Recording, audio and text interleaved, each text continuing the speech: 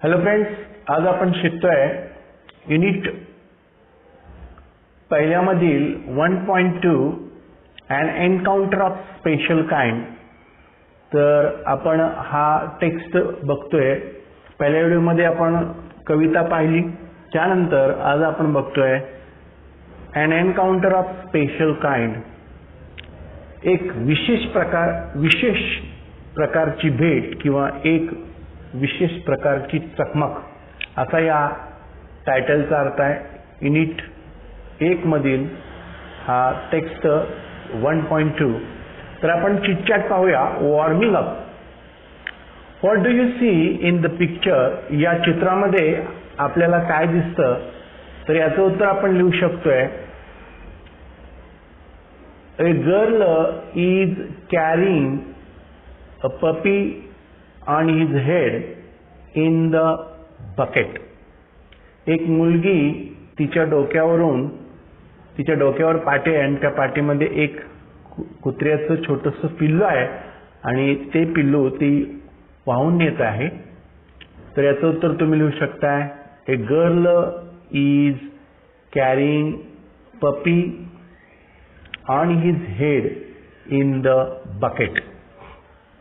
Next question आहे, what do you think the girl is trying to do and why? What do you think the girl is trying to do?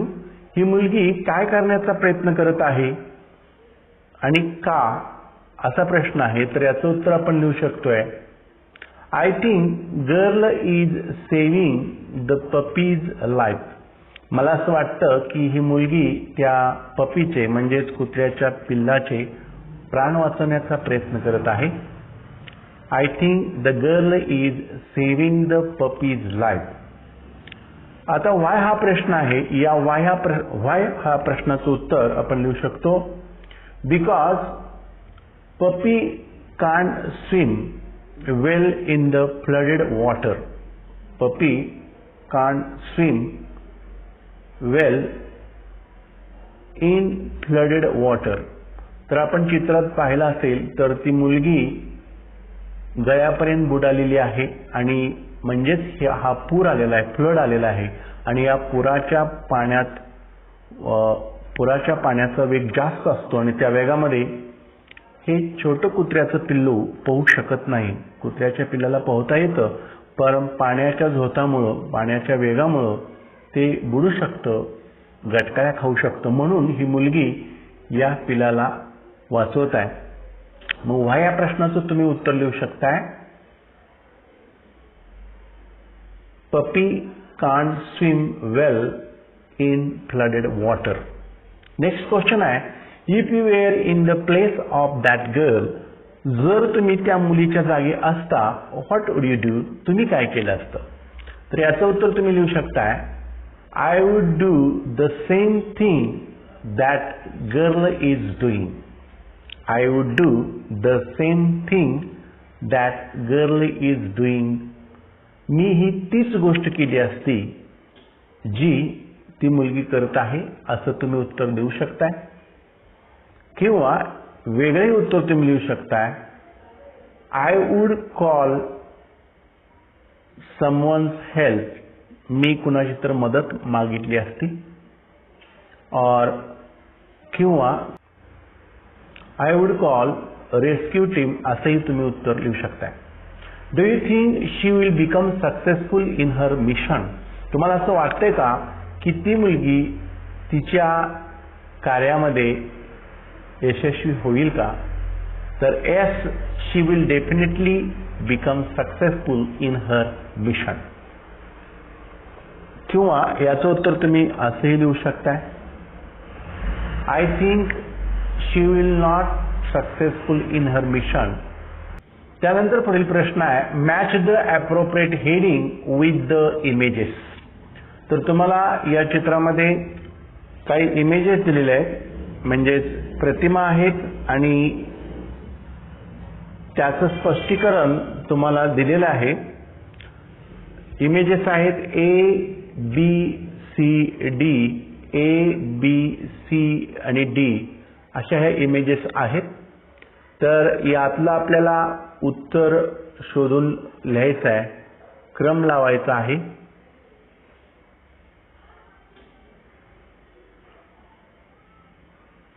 तर match the appropriate heading with the images.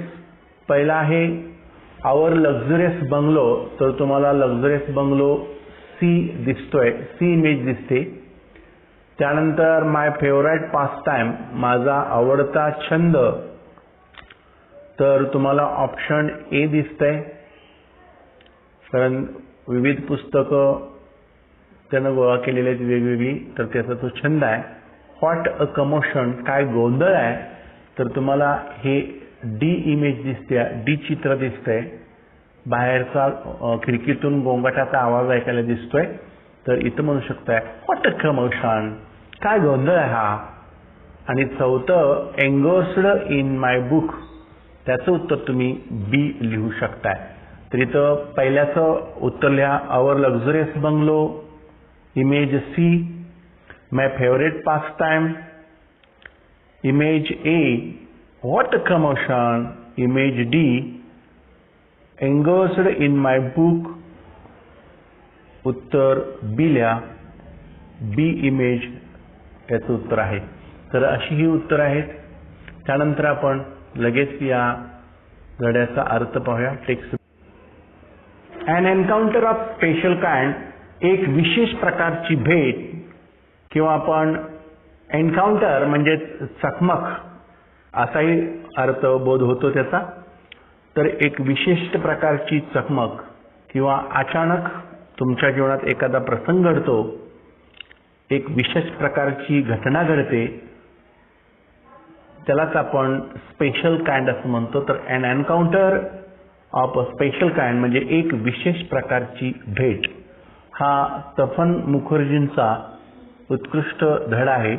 त्यांच्या बालपणातील म्हणजेच 13 ते 19 वर्ष वयोगटाचे ते असताना त्यांच्या जीवनामध्ये जो प्रसंग घडला, त्या प्रसंगाचं वर्णन त्यांनी या टेक्स्टमध्ये केलेलं आहे. तर ते प्रत्यक्ष काय त्यांच्या जीवनात घडलं ते आपण प्रत्यक्ष ऑन स्क्रीन बघूया. My father was medical professional working for a private company in Raniganj in west Bengal. माझे वडील वैद्यकीय व्यवसायामध्ये होते एका खाजगी कंपनीमध्ये. कुठं? तर राणीगंज इन वेस्ट बेंगाल, पश्चिम बंगालमधल्या राणीगंजमध्ये. The officers of the company were housed in individual bungalow inside a large campus. The officers of company, आणि या कंपनीत जे काम करणारे कामगार होते, ऑफिसर्स होते, त्यांची घरं वैयक्तिक बंगलो होते. कुठं? इनसाइड अ लार्ज कॅम्पस, मोठ्या कॅम्पसमध्ये, मोठ्या प्रिमायसेसमध्ये, मोठ्या आवारामध्ये होते. Our house was in corner of the campus, आणि याच कॅम्पसच्या बाजूला एका कोपऱ्यावर आमचं म्हणजे या लेखकाचं तपन मुखर्जींचं घर होतं. The officers club was adjacent to the boundary wall of our garden, आणि ऑफिसरचा एक क्लब होता. आणि तो कुठं होता? The officers club was adjacent म्हणजेच लगतच्या लगत बाजूला, adjacent to the boundary wall of our garden, आमच्या बागेची जी बाउंड्री होती, सरहद्द होती, आणि या सरहद्दीच्या लगतच ऑफिसर्स क्लब होता. म्हणजे त्या क्लबची बिल्डिंग उभा होती. The compound was luxurious with green grass, colourful flowers and host of tall and majestic trees. आता जे कंपाऊंड होतं, आजूबाजूचा जो परिसर होता, तो कसा होता? Was luxurious with green grass, आरामदायक, आरामशीर होता. कशाने? तर आल्हाददायक, लक्झरियस होता. विथ ग्रीन ग्रास, हिरवेगार गवत, कलरफुल फ्लॉवर्स, रंगीबेरंगी फुलं, and host of tall majestic trees, आणि डेरेदार उंच अशी झाडं, म्हणजेच ही वनराई होती. भरपूर वृक्ष होते, हिरवेगार गवत होते, रंगीबेरंगी फुले होती. म्हणजे असं आल्हाददायक वातावरण त्या प्रिमायसेसमधलं होतं. The seasonal vegetable in the kitchen garden of the households and the magnificent trees constantly attracted squirrels and many species of birds. The compound was luxurious with green grass, colorful flowers and host of tall trees, majestic trees. The seasonal vegetables, मोसमी भाज्या कुठे होत्या? In the kitchen garden of the households. तर kitchen garden म्हणजे परस बागेमध्ये मोसमी भाज्या प्रत्येक बंगल्यांच्या मध्ये होत्या. अँड मॅग्निफिशंट ट्रीज आणि डेरेदार मोठे वृक्ष ट्रीज कॉन्स्टंटली अट्रॅक्टेड स्क्विरल. डेरेदार मोठे वृक्ष असल्यामुळं या झाडावर बऱ्याचशा खारुट्या यायच्या and many species of birds आणि वेगवेगळ्या जातीचे पक्षी या झाडावर आकर्षित व्हायचे. आणि त्याचबरोबर a group of langur had even made their den in Ashwattha tree nearby. इतकेच नव्हे तर अ ग्रुप ऑफ लंगूर, एक माकडांचा समूह यांनी आपलं घरच बनवलं होतं. had even made their den in Ashvattha tree nearby. अश्वत्था म्हणजेच पिंपळाचे झाड. पिंपळाच्या झाडाला आपण अश्वत्था झाड म्हणतो आणि पिंपळाचं झाड मोठं असतं. They had all become part and parcel of our existence and daily life. आणि हा आमचा जीवनाचा एक अविभाज्य घटक बनलेला होता. म्हणजे ती झाडं, त्या खारुताई, तो माकडांचा गट, माकडांचा समूह आणि हे दैनंदिन जीवनाचा आमचा एक अविभाज्य भाग बनला होता. Part and parcel of our existence and daily life. A small incident on Saturday afternoon left a profound effect on me and unfolded before my eyes a whole new dimension to the wonders of God's creation. एक छोटासा प्रसंग घडला शनिवारी दुपारी आणि तो कायमचा माझ्या मनावर कोरला गेला. Profound effect on me and unfold म्हणजेच उघड होणे, स्पष्ट करणे. बिफोर माय आयज, माझ्या डोळ्यासमोर उघड झाला. अ होल न्यू डायमेन्शन, एक नवीन वस्तुस्थिती माझ्या डोळ्यादेखत घडली. To the wonders of God's creation, की मला एक नवीन गोष्ट, या देवाच्या निर्मितीची नवीन गोष्ट, वस्तुस्थिती माझ्या पुढे उघड झाली. आणि ती वस्तुस्थिती काय, त्याचंच वर्णन पुढे आहे. It was a few days into the puja vacation. ते दिवस होते पूजा वेकेशन, म्हणजे दुर्गा पूजा असेल. दुर्गा पूजाला सुट्टी होती आणि तो सुट्टीचा कालावधी होता. काही दिवस ते सुट्टीचे होते.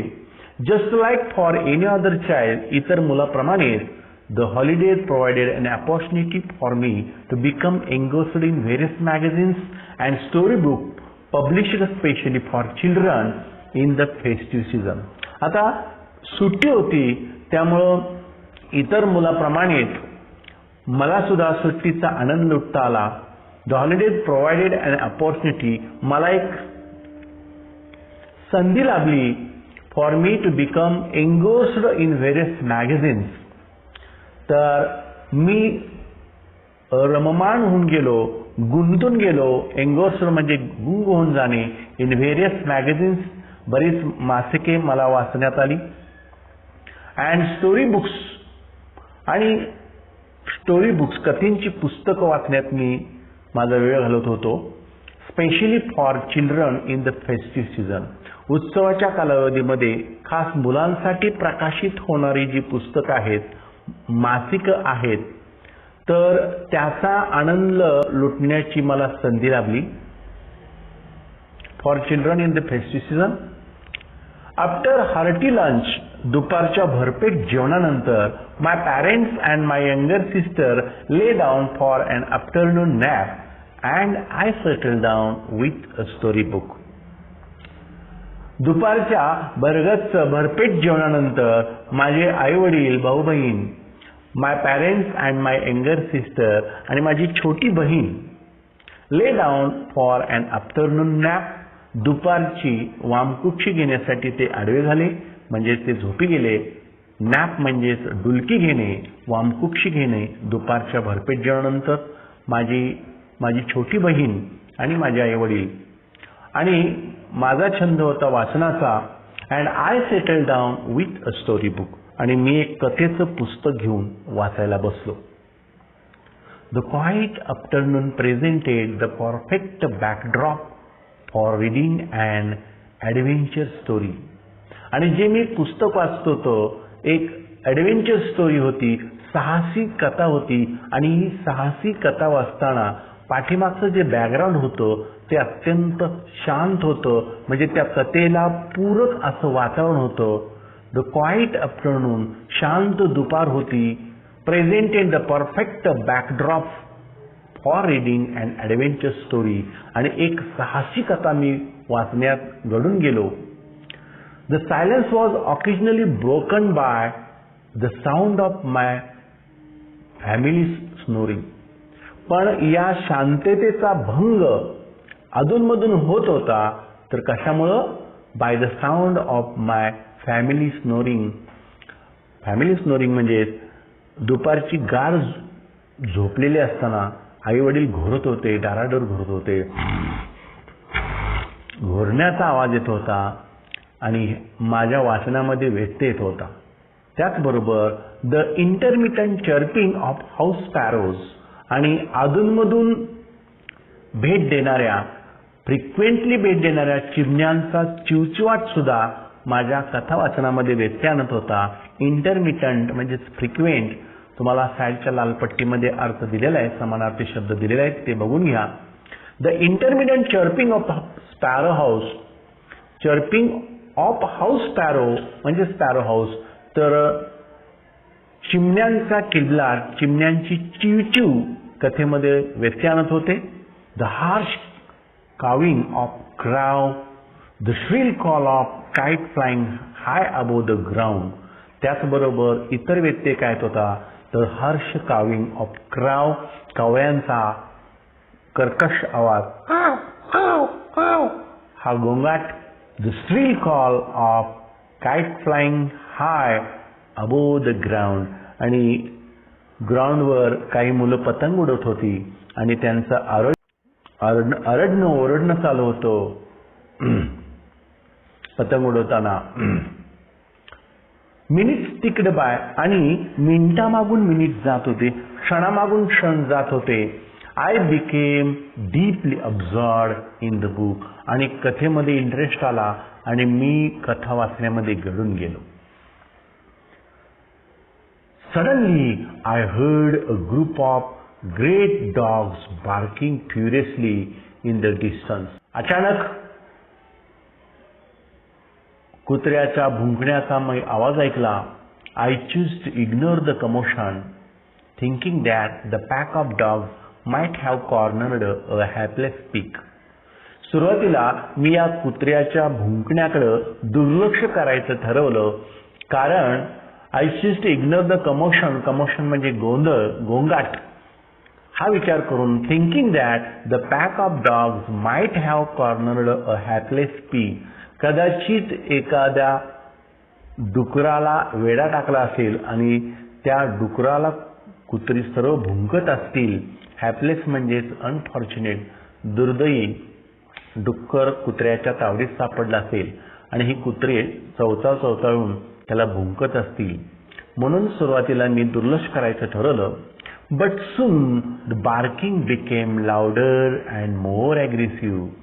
आणि लगेचच काय घडलं तर हे कुत्र्याचं भुंकणं मोठमोठ्यानं येऊ लागलं. अँड मोर ॲग्रेसिव्ह, अधिक जोरजोराने.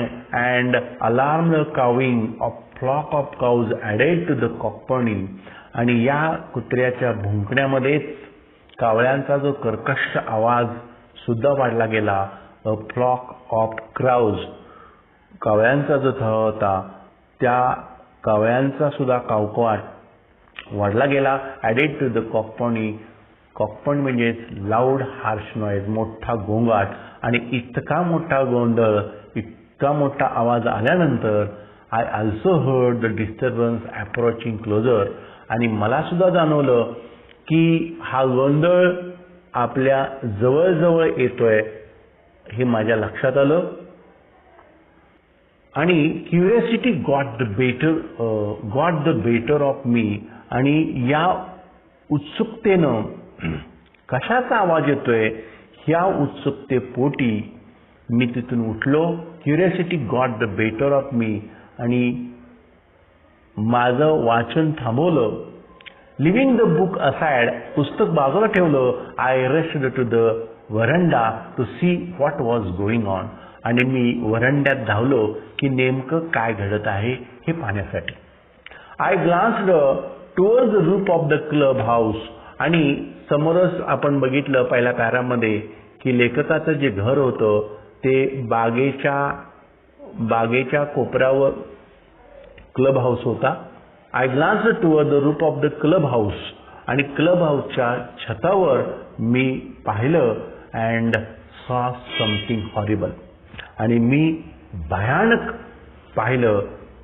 सॉ something horrible.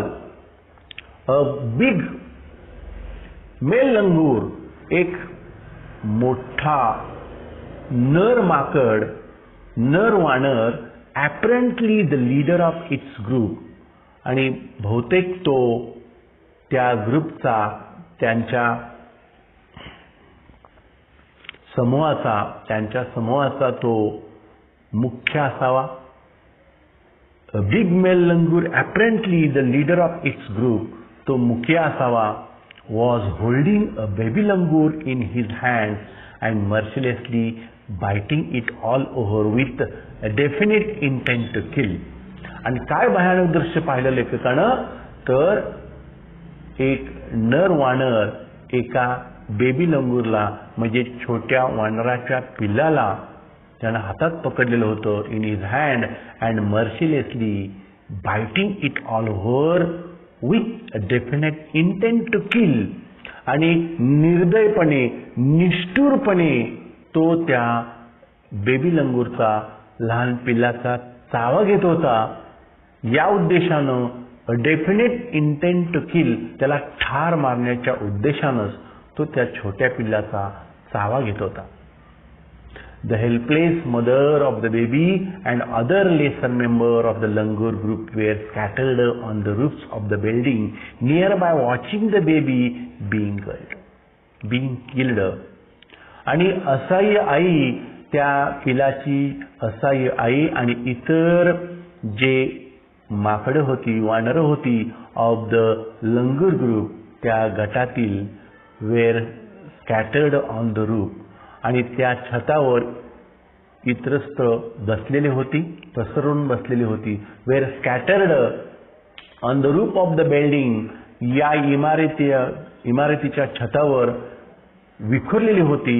Near by watching the baby being killed आणि हे आपल्या उघड्या डोळ्यानं त्या पिलाला ठार मारताना पाहत होते आणि ते काही करू शकत नव्हते कारण तो बळकट सशक्त असा नरवानर होता. I recall the terrible custom in the animal clan आणि मला आठवलं I recall a terrible custom in the animal clan according to which a dominant male usually does not allow another male baby or adult to survive within its group. तर इथं आपल्याला लेखक जे आहेत तपन मुखर्जी त्यांना आठवलं काय आठवलं I recall the terrible custom, एक रूढ आहे, एक परंपरा आहे इन द ॲनिमल क्लॅन, प्राण्यांच्या जमातीमध्ये. तर एक काय रूढ आहे अकॉर्डिंग टू विच, या रूढीप्रमाणे अ डॉमिनंट मेल, जो धनदाकट बळकट मोठा जो नर आहे मेल, नर वानर जो असतो usually does not allow another male baby or adult to survive with its group, आपल्या गटातल्या दुसऱ्या नर पिल्लाला तो जिवंत ठेवत नाही. याचं कारण असं आहे मित्रांनो, तर नर पिल्लू जे असतं ते भविष्यात मोठं झालं तर तो त्या ग्रुपचा लीडर होऊ शकतो, तो नर मोठा होऊन, कारण हा नर कालांतराने वृद्ध होणार आहे आणि छोटं पिल्लू कालांतराने मोठं होणार आहे आणि तो धनदाकट होणार आहे, शक्तिशाली होणार आहे आणि तो त्या ग्रुपचा लीडर किंवा तो अधिपत्य गाजवणार भविष्यात. आणि या उद्देशानंच त्या गटातील जो नर वानर असतो तो नर वानर जर त्यांच्या कल्पामध्ये त्यांच्या समूहामध्ये नर पिल्लू जन्माला आलं तर तो नर त्या पिलाला मारून टाकतो. अशी ही रूढ, अशी ही परंपरा या माकडांच्या समूहामध्ये असते. तर हे लेखकाला आठवलं. Without losing any time I gathered, अजिबात वेळ खर्च न करता, वेळ वाया न घालवता, I gathered a stout stick in one hand and hurled a piece of stone at the marauding langur. Without losing any time, अजिबात वेळ न घालवता, I gathered a stout stick, एक दणकट काठी उचलली, in one hand, एका हातात, and hurled a piece of stone at the मराउंडिंग langur. तर हुल्ड म्हणजे फेकणे, भिरकावणे, अ पीस ऑफ स्टोन, आणि मोठमोठे दगड मी फेकू लागलो. And hurled a piece of stone at the marauding langur. आणि त्या मराउंडिंग म्हणजेच काय हो, तर हल्लेखोर जे माकड आहे, नरवानर आहे, त्याच्या दिशेने मी भिरकावले. The langur was so infuriated that it hardly took any notice of my assault. आणि ते जे माकड होतं ते the langur was so infuriated, ते खूप चवताळलेलं होतं, खूप रागवलेलं होतं, that it hardly took any notice of my assault. मी जे त्याच्यावर दगड भिरकावत होतो, आरडाओरड करत होतो, त्याकडे त्यानं अजिबात लक्ष दिलं नाही. But then I started throwing more stones. मग मात्र मी अधिक दगडे भिरकावू लागलो. The dogs on their part raised their pitch of cry. आणि जसं मी दगडे मारायला लागलो तसंच त्या कुत्र्यांचा सुद्धा आवाज वाढला. त्यांनाही प्रोत्साहन मिळालं आणि कुत्रे सुद्धा मोठमोठ्याने भुंकू लागले. The changed circumstances and the sudden unexpected attack from unknown quarters forced the langur to drop the baby from the sloping roof over the veranda. आणि ही अचानक बदललेली परिस्थिती and sudden unexpected attack, आणि अचानक अनपेक्षित हल्ला from unknown quarters forced the langur to drop the baby from the sloping roof over the veranda. आणि अचानक झालेल्या हल्ल्यामुळं, अचानक बदललेल्या परिस्थितीमुळं आणि तिथल्या रहिवाशांनी जोरजोराने केलेल्या गोंगाटामुळे या वानराला आपल्या हातातील पिल्लू सोडून द्यावं लागलं. Langur to drop the baby from the sloping roof. वरगळत्या घसरत्या छपरावरून त्यानं त्या पिलाला सोडून दिलं. The veranda, roof over the veranda. व्हरंड्यातील जे उतरतं छपर होतं त्या छपरावरून त्या वानरानं त्या पिलाला सोडून दिलं. The baby was listless and appeared to be dead. आणि हे पिलू सोडल्यानंतर कसं होतं, बेबी वॉज लिस्टलेस. लिस्टलेस म्हणजेच विदाउट एनी एनर्जी. साईडच्या पट्टीमध्ये तुम्हाला अर्थ दिसतोय. विदाउट एनी एनर्जी, अंगामध्ये अजिबात प्राण नव्हते. And appeared to be a dead. जवळजवळ ते मृत झालेलं असावं असं वाटत होतं. As its baby started to slide down. आणि हे छोटं वानराचं पिल्लू घसरू लागलं. The excitement of the pack of dogs grew manifold at the prospect of good kill and meal. आणि जसंही पिल्लू खाली घसरू लागलं तसं आणि कुत्र्यांचा उत्साह वाढला कारण त्यांना आयतं भक्ष्य मिळणार होतं. आता हे खाली पिल्लू पडणार होतं आणि त्या भक्ष्यावर ते तुटून पडणार होते. या एक्साइटमेंटनं कुत्र्याने आपला आवाज वाढवला. The excitement of the packs of dog grew manifold. Manifold म्हणजेच मोर अँड मोर, अधिक अधिक भुंकणं चालू केलं. At the prospect of good kill and meal. चांगलं भक्ष्य आपल्याला मिळणार आहे आणि गुड किल म्हणजेच चांगल्या प्रकारची शिकार आपल्याला प्राप्त होणार आहे. Keeping the dog aside at बे विथ स्टिक.